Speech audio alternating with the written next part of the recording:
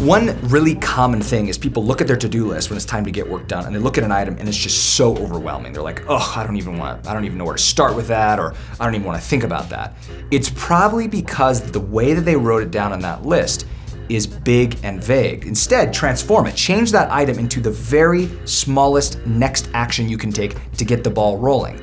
That procrastination or that overwhelming feeling comes from seeing that word and thinking about all the stuff related to it, all the actions. Don't think about all the actions, think about the first action. What's the very next action you would take to move that thing toward closure? That might be sending an email, that might be writing just the first paragraph, that might be setting up a meeting. When you do this though, and you get to your lists, you are much more motivated to get moving and get things done. Thanks for watching. Visit my website at oneproductiveminute.com for more tips and resources.